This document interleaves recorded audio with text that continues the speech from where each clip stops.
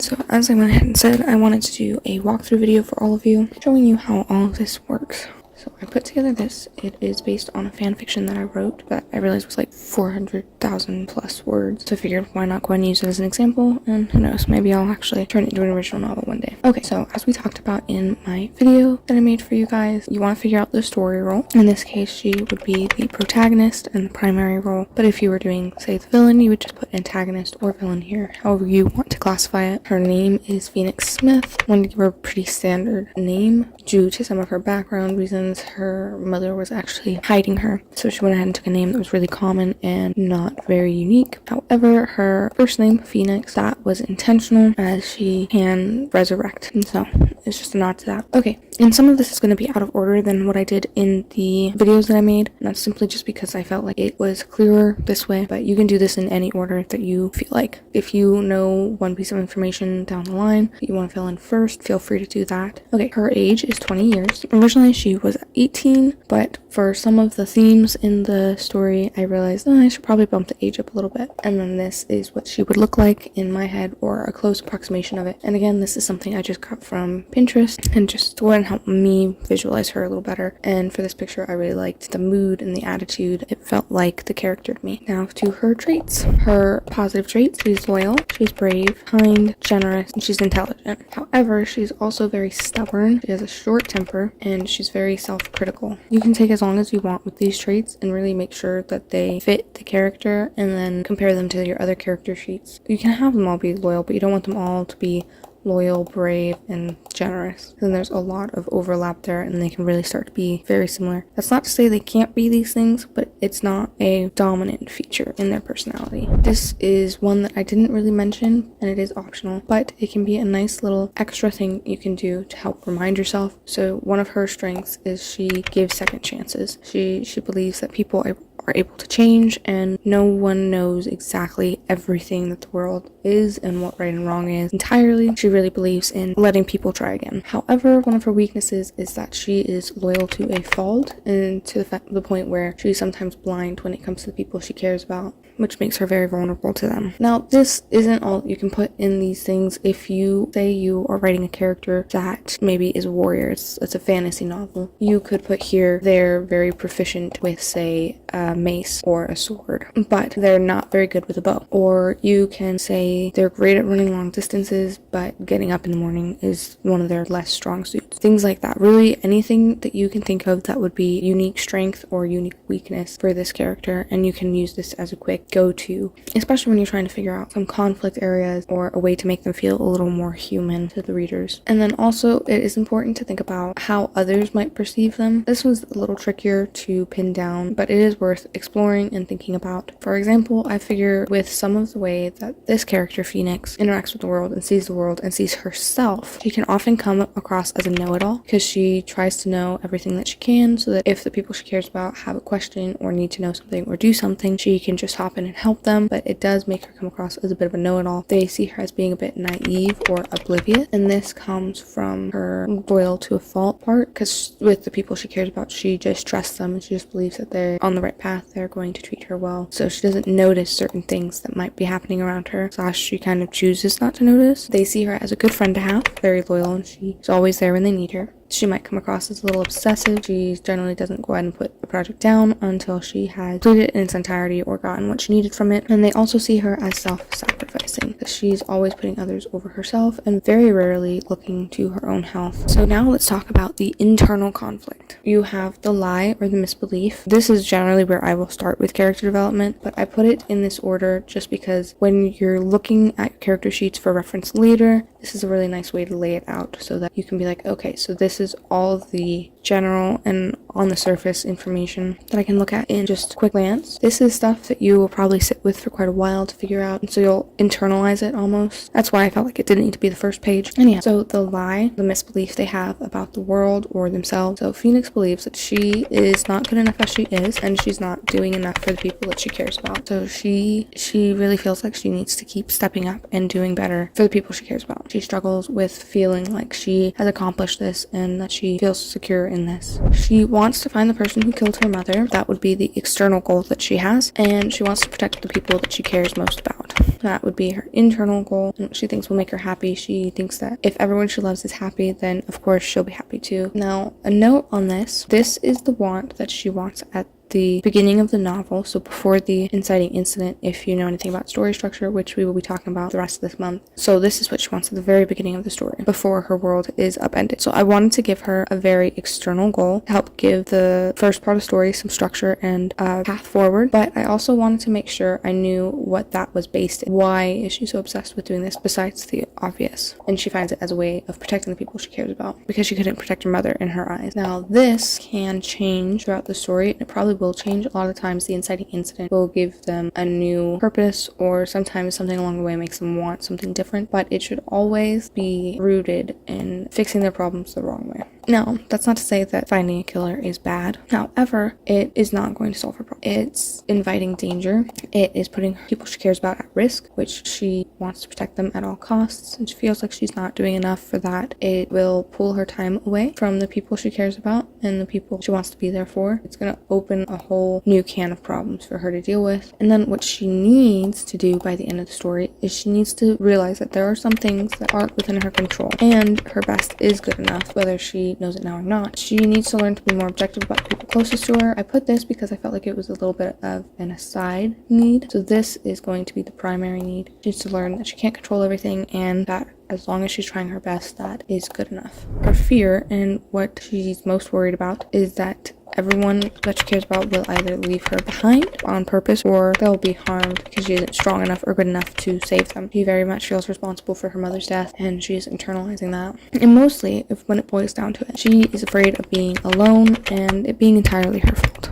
And then that's going to bring us to the character arc, which I would spend more time on this section of the character sheet to really give yourself a push forward and motivation throughout the entirety of your novel, and something to go back to when you get stuck or lost. In the character arc at a glance, you want to think about the beginning of it, the middle of it, and the end of the arc. So I already know where she's starting. She doesn't feel like she's good enough, which in theory means that at the end of the arc, she should realize that she is good enough just the way she is. And then you have to kind of think about what's between that. So I would say being between being good enough and not good enough. Sometimes I guess I'm okay. And would kind of be the middle of that, where she's starting to realize the truth, but she's still clinging to that lie. So a lot of waffling back and forth probably. And this is just at a glance, but then I put these questions here to help you flesh it out a little bit more. Who is your character at the beginning of the story, and what are they like? At the beginning of the story, Phoenix doesn't believe she's good enough as she is, and she's always striving to know everything to protect the people she cares about. She spends her time searching for her mother's killer and trying to predict any potential danger for the people she loves. She's a bit obsessive and hard on herself when she falls short. She's always ready to give someone a second chance, but rarely gives herself the same courtesy. So there's a lot of focusing outwardly and obsessing over little details and trying to predict everything and see every possible outcome, which is not healthy most times. If you're playing chess, go for it, but in real life, that is a headache waiting to happen. So what do I want my character to be like at the end of the story? At the end of the story, Phoenix should be comfortable and confident in who she is and the abilities she has, and in her own self-worth. She should know that her best is all she can offer and that it's enough. And while she still prioritizes the safety of those around her, because that is a good thing, I'm in no way saying that should shift. Like, it just kind of goes a little more into the background, and she's going to put more attention into caring for herself as well. She'll take the time to enjoy the time she spends with her loved ones, instead of constantly looking for what is wrong with the picture, the danger that there might be, how she's falling short. And she's going to be less critical of herself and more likely to forgive any mistakes that she might make along the way. Okay, so this is going to be probably the more difficult section on this page. You need to figure out what needs to happen to make this change occur. So how does she go from thinking she isn't good enough to realizing that she is good enough as long as she's trying her best? I was thinking about it, and she first needs to meet people who care about her despite her mistakes, and this will be really helpful in thinking about the other characters in the story. She needs to know that there are people who support her in her ideas and projects, but that are willing to step in and prioritize her health over the project and over what they need. People who go out of their way to lighten her load, as she does for others. And she also needs to come to terms with her mother's death and stop blaming herself. That's going to be a big one. for her to make that transition internally. She needs someone who can push her into realizing that she needs to care about herself too, because a lot of times it's really hard to recognize in ourselves that there's something that needs to be fixed, and that's why a lot of times in these stories you're going to have them go on a journey. There's going to be an event that happens that pushes them to change, because a lot of times our external environment and the people in it are really what foster the change within us, because it's really hard to see ourselves objectively. Since she needs someone who can push her into caring for herself as well and putting herself as a priority, maybe there could be a character that treats her the opposite. So like they look down on her and treat her like she's just a doormat to be walked on, and they just kind of take advantage of her generosity and her caring. And this can be an interesting tool, because eventually she's going to be pushed too far, and then she's going to realize, I shouldn't be putting up with this, I shouldn't have to put up with this, and that'll help her realize that there needs to be something that can change. She needs to be placed into several situations where she's in danger and her loved ones are in danger, and she finds methods to save herself and them. Or you can think of it as she's self-sacrificial, and this is a very big part of her character. So she does something, they're in danger, and she does something that's very self-sacrificial. They end up saving her instead, but they scold her until she realizes that they do actually care for her and prioritize her. And that's not saying they lecture her for hours until she realizes this, but the fact that they keep telling her that you need to put yourself first, you shouldn't have put yourself in danger, you know, we could have found another method. The fact that they are prioritizing her tells her that maybe there's something there. Maybe there's something about her that's actually worth saving, you know? Because if she's good enough for them, shouldn't she be good enough for herself too? Otherwise, that's discounting their feelings as well. And this will be everything you need for your character arc. And of course, you can flush this out however you like, as much as you like, but this should be a really good starting point to help guide you as you write your novel. And in this section, if you prefer like bullet point checklist and actually can just put the different events, that can also be really helpful. So whatever format you want here. And then finally, the character voice cheat sheet. Again, 20 years old. This section, you can also include things that maybe aren't necessarily the actual number experiences they may have had. So if you are writing a character that's say 8 years old, you'd be like, okay, they've been through elementary, or they were homeschooled, they didn't go to elementary, they've been with their parents most of the time, they have these siblings, these are their interacting circles and relationships, things like that, just to kind of pinpoint what kind of experiences they've had. Those are other things that you can put in that box. You want to think about where they grew up. So for her, she grew up in the city in apartments, and I included this just because this kind of lends towards a little bit of her placement in the social hierarchy. She lives in the apartments, and so this can lead to either money reasons, maybe she couldn't afford a house, or it could talk to something else. Like I said, her mother is actually hiding her, and so they live in apartments and they move around a lot, and that's why I want to put that in. They live in the city because it's such a big place and it's easier to hide people there, and there's a lot more ways to slip away than if they live, say, in like a country house in the middle of nowhere. Who has she spent time with? She spends time with her father, who's a bodyguard, her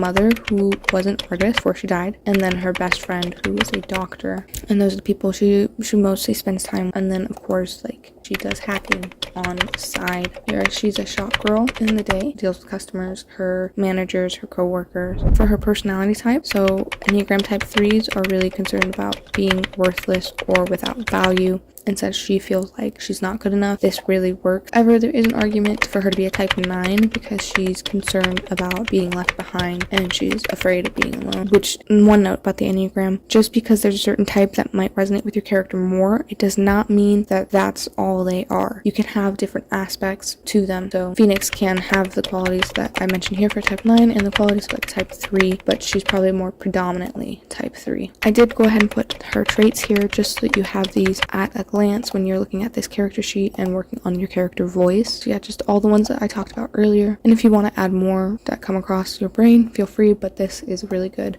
baseline. What is her sense of humor? A very dry sense of humor, and she's very sarcastic. And most of that is just coming from her own denial about the world and the state of it. Some of the metaphors, or where the hobbies that metaphors could come from. So her mother was an artist, so she does paint. She's a hacker, so I can use some of those. It could be really fun. She's also really into astronomy. Some specific phrases, and you can put as many in here as you want, but for time's sake, I only put the one, and I want it to kind of be related to one of her hobbies, because that's another way to have this overlap. So she could like say like hack me, or things related to that. And you can just get creative with this. The more unique, the easier it will be for your readers to differentiate the characters by just the phrase. Some specific body language: she tugs on her hair when she's nervous. Special punctuation: her internal thoughts will be in italics. That's pretty standard, but I did note it just in case I want to do something different with some of the other characters. If I use their point of views, especially since this is a sci-fi and there are alien creatures, I think that'll be really fun to differentiate the species. And then she also, this is more of a formatting thing, which you can play around with, but as she's thinking and internalizing things, I could try spacing the thoughts out like code in a computer. And not too much, like I don't want every single sentence to be on a different line, but enough that it's noticeable